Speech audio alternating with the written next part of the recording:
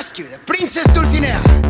With the release of the Nintendo Switch 2 very clearly on the horizon, we're starting to wonder what we'll be playing on it come launch day. So in the absence of an official day one lineup, why don't we have a good old guess? Nintendo has a well-stocked stable of reliables, and so some of our predictions, such as the arrival of a certain mustachio plumber in one form or another, are more likely than not. But we're also hopeful for the re-emergence of some previously announced new projects from some beloved indie studios. Now, we know it's too much of a dream to think that all of these games will hit the Switch 2 on day one, but even if we get half of them, we think we're in for a great time when we pick up those new Joy-Con. Here's what we think, or more accurately hope, Nintendo has in store for us when the Switch 2 launches.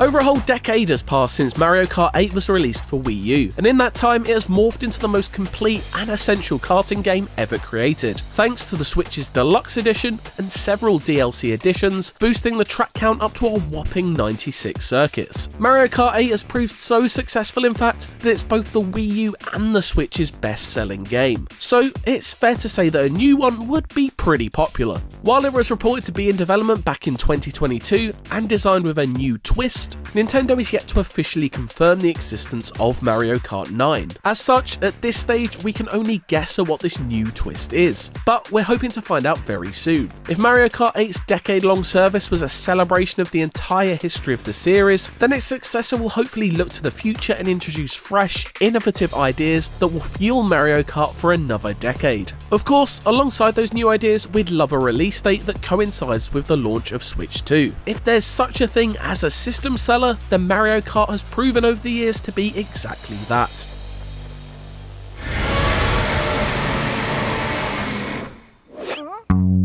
Considering the importance of games like Super Mario 64 and Galaxy, you'd have thought the Switch would have had more than a single solitary 3D Mario game. But besides the re-release of Wii U's Super Mario 3D World, the only 3D Mario platformer on Switch has been Super Mario Odyssey, which was released way back in 2017, the same year as the Nintendo Switch. We didn't even get any substantial DLC for Odyssey, despite the idea of adding a world or two seeming an uncontestable slam dunk at the time. After such a long wait then, surely the launch of the Switch 2 is the time for a new plumbing platformer full of wacky abilities, inventive level design and endless collectibles. While it may be greedy of us to hope for both this and a new Mario Kart on the same day, it would be a fantastic statement of intent from Nintendo to show us the future direction of arguably its two most significant Mario series. Failing that, we'd of course take one of them coming a few months after the other. Just please don't keep us waiting. It's been over 7 years since we saw that Kappa moustache in 3 beautiful dimensions.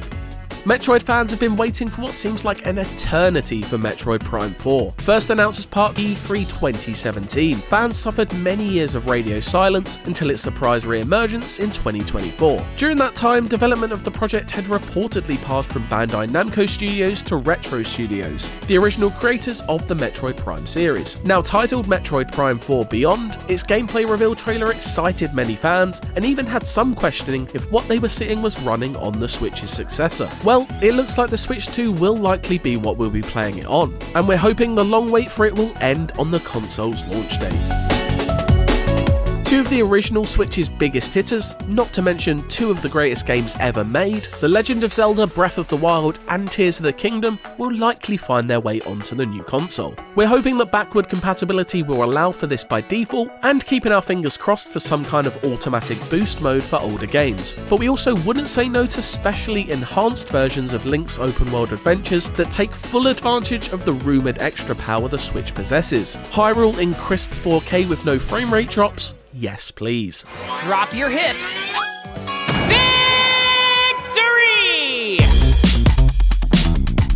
Nintendo always likes to throw in a quirkier game into the mix around its console launches. Just take one look at the Switch and its trio of 1-2 switch, snipper clips and arms to see what I mean. One such experiment that came a little later on the hybrid console's lifetime was Ring Fit Adventure, a spiritual successor to the colossally popular Wii Fit that took advantage of the Joy-Con's motion controls to create a turn-based RPG that was also a fun workout, all in the comfort of your own home, or on the bus if you're really into bold acts of public display. display. What could so easily have been palmed off as a gimmick went on to sell over 15 million copies and become one of the Switch's most in-demand games. With no sequel anywhere to be seen, maybe the launch of the Switch 2 is the perfect place to showcase whatever new unconventional tricks the console and its controllers might have up their sleeve. Time to cause some mayhem! The original Switch may not have possessed the graphical horsepower to power Capcom's stunning Resident Evil 4 remake, but maybe the Switch 2 can provide a home for Leon Kennedy's glossy Spanish nightmare. One of 2023's best games perhaps wouldn't set the world alight with a launch date arrival, but it would be an impressive flex that proved the console's capabilities. More importantly though, there would be something undeniably poetic about one of the greatest horror games of all time returning to Nintendo many years after its long legacy began back on the GameCube. Okay, maybe this one's a little out there, but with both Doom 2016 and its sequel Doom Eternal having made their way to the original Switch, plus Microsoft's ever-increasing willingness to launch their games on anything that isn't an Xbox, Doom the Dark Ages on Switch 2 might just happen. We've so far seen very little of id Software's new shooter outside of a short gameplay trailer, but we're set to learn plenty more at the upcoming Xbox Developer Direct. Will a release date be revealed, and could it align itself with the Switch 2's? We're ready to rip and tear on the go again. And Bethesda might not be done there either. Reports are swirling of an imminent reveal of a remake of The Elder Scrolls 4 Oblivion. Another one of Bethesda's celebrated fantasy RPGs, Skyrim, was featured heavily in the reveal of the original Nintendo Switch. So perhaps it wouldn't be too much of a stretch to see its predecessor, Oblivion, appear on the Switch 2. If this game is even a real thing that's happening, that is. And speaking of Microsoft branching out, it looks like Master Chief and his collection of classic Halo games may well be making their way onto Switch 2 and PlayStation if rumours are to be believed. Featuring Halos 1-4 plus 3 ODST and Reach, it would prove a fantastic opportunity for Nintendo fans to get their hands on some of the best first-person shooter campaigns ever made. The Shagohod, a nuclear-equipped tank capable of operating solo.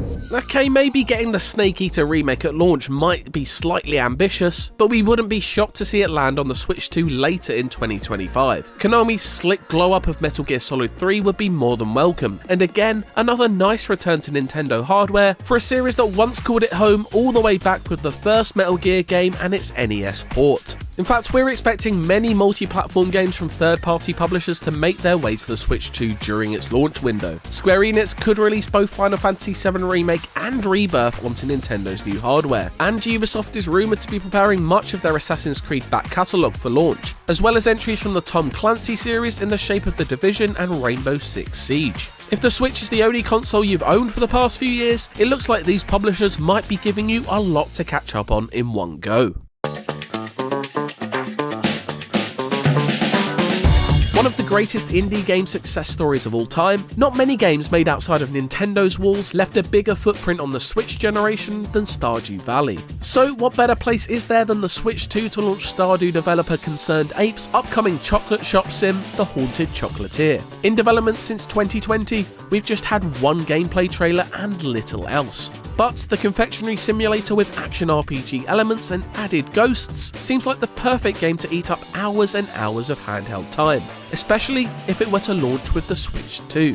Admittedly, a launch date release may be unlikely. Solo developer Eric Baroni revealed a few months ago that he hadn't been working on The Haunted Chocolatier for a long time, so perhaps a launch year window may be slightly more realistic, but it being there on the Switch 2's launch day would make the world taste good. Look, I just want to play the creepy Willy Wonka game, okay?